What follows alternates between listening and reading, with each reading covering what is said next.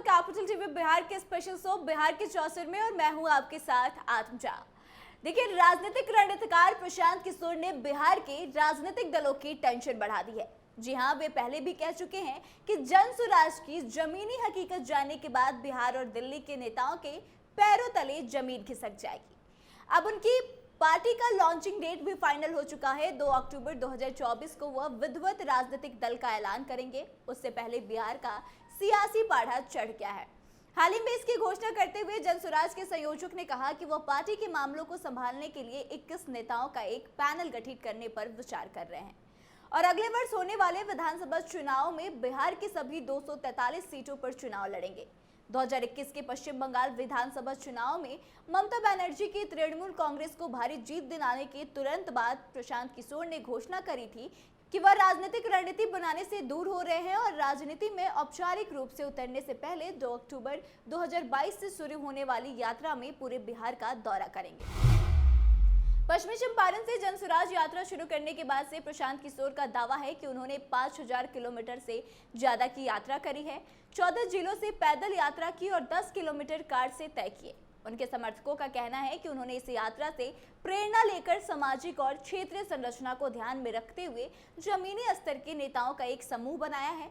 प्रशांत किशोर का यह भी दावा है कि जन सुराज का उनका उद्देश्य एक ऐसे राज्य में अपनी पार्टी को खड़ा करना है जो देश के सबसे पिछड़े राज्यों में से एक है, जहां प्रमुख पार्टियों के रूप में राजद, भाजपा और जदयू है। इसमें मुख्य बात यह है कि प्रशांत किशोर ने दलितों और मुसलमानों से जाति और धर्म के आधार पर मतदान करना बंद करने और अपने बच्चों के भविष्य को ध्यान में रखने की अपील करी है। 1990 के बाद से बिहार की कमान सामाजिक न्याय की राजनीति से उभरे नेताओं के हाथों में रही, चाहे वह राजद के लालू यादव हो या फिर उनकी पत्नी राबड़ी देवी या फिर वर्तमान मुख्यमंत्री और जदयू नेता नीतीश कुमार हो। संयोग से प्रशांत किशोर की राजनीति में पहली शुरुआत जदयू के जरिए ही हुई थी, जब नीतीश ने उन्हें पार्टी में शामिल होने के तुरंत बाद ही एक वरिष्ठ पद पर नियुक्त कर दिया था। हालांकि यह रिश्ता जल्द ही टूट गया, लेकिन प्रशांत किशोर को एहसास हुआ कि नीतीश की जाति की रणनीति की अपील विकास के मुद्दे से कई गुना ज्यादा बढ़ गई है। जनसुराज नेता ने मुसलमान और दलितों से, जो सामूहिक रूप से राज्य की आबादी का 37% हिस्सा है, एक साझा उद्देश्य के लिए एकजुट होने का आग्रह भी किया है। जी हां, जनसुराज के नेता का कहना है कि दलित नेताओं का इस्तेमाल सिर्फ पार्टियों ने किया है।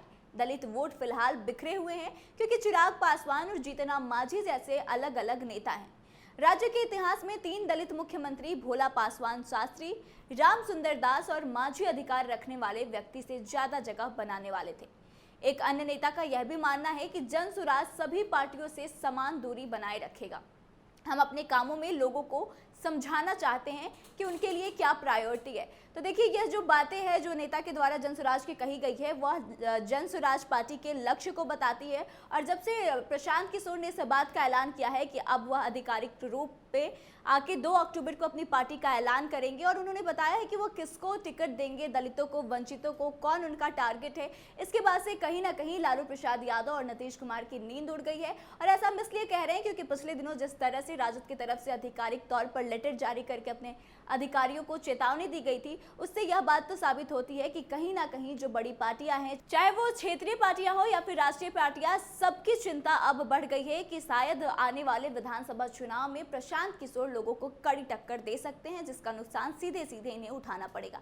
तो आपको क्या लगता है कि वाकई में राजद के अलावा जदयू और बीजेपी भी डरी हुई है प्रशांत किशोर से? आप कमेंट करके अपनी राय जरूर बताएं। वीडियो अच्छी लगी हो तो शेयर करें और आगे के तमाम अपडेट्स के लिए बने रहे हमारे साथ। देखते रहे कैपिटल टीवी बिहार। धन्यवाद।